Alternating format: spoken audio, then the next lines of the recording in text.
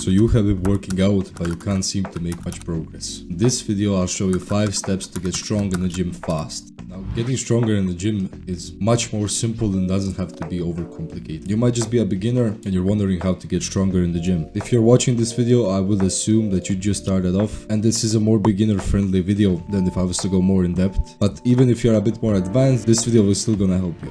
The first thing you need to learn about is progressive overload. Progressive overload is every week you add a little bit more weight. So you're slowly adding on weight. Because when you start off in the gym, you can't just expect to lift 100 kg bench in the first week or two. So let's say right now you can only bench press the bar. The bar is 20 kg. You try and put on 10 kilos more on each side and you can't do it. So what you do in this situation, you have the bar, you can bench it comfortably for 12 reps, let's say. You add on 2.5 kg on each side, or even lower if you can. Then you do that for a few reps. Then when you hit 12 reps on that weight, then you move up by 2.5 more. So the basic principle is slowly going up and adding a little bit more weight each week. So the second thing you should focus on is a workout split. In my opinion, workout splits are extremely important if you want the best strength gains. So for complete beginners, I would recommend a push-pull leg split. So basically, one day you have your push, the second day you have your pull, and the third day is your legs. Push muscles are going to be your chest, tricep, front shoulder, lateral delt. Your pull muscles are going to be your bicep, back, forearm,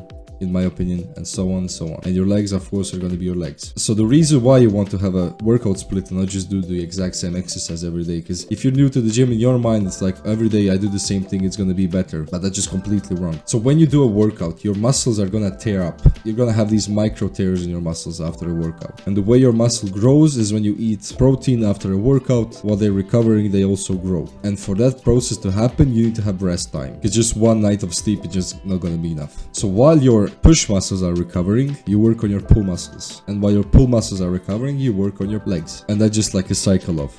So one part of you is resting, the other part is working. This is just a little side rant, and to build progress, you need to focus on hitting failure. So let's say you do an exercise at a comfortable weight, you hit 12 reps, but you feel like you can do 3 or 4 more. You need to get to the point where your arms can't move even a little bit, like you're there just pushing it, and it's not going up. That's the point of failure, when you can't even move your arms by an inch on the weight. Because the closer you get to failure, the more muscle you're gonna build. The third important thing is diet. Diet and the foods you eat after your workout are extremely important. Just like we talked about in the previous section. When you tear your muscles in a workout, you need protein to help build them back up. I mean, there's some other factors as well, like carbs are also quite useful.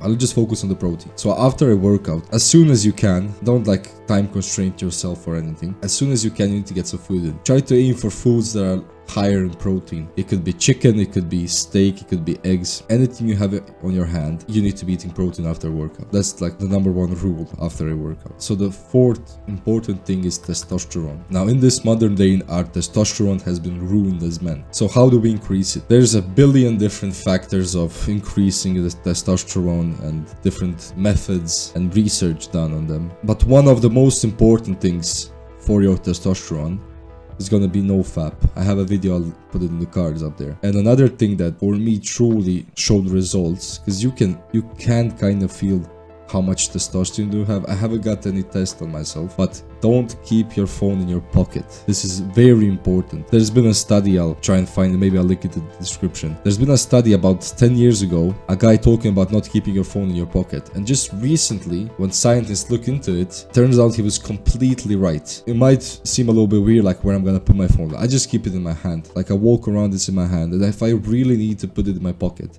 I turn on airplane mode. It's a simple change. Like I see some guys, like my friends, but while we are driving somewhere, you know, they put their phones under their tie. Like that's just keep your phone away from your balls. It's extremely simple to realize that. Like you don't need your phone at your balls at all times. Move it, hold it in your hand, put it somewhere. And if you really need to keep it close or in your pocket, just turn on airplane mode. It's a simple change, but it makes great results. So the fifth thing, it's not gonna be much about gaining strength, it is gonna be a little bit, but don't ego lift. So ego lifting is when you do an exercise with improper form so you can get more weight. For example, for bicep curl, it could be swinging your hips back and forth. So this is the #1 reason why people get injured in the gym. To add on, improper form is gonna get you to less results. So let's say right now you can do 60 kg on a bench, but you use improper form and you ego lift. Try to lower it by at least 10 kg. See how the form is. You can record yourself or ask someone in the gym to check your form.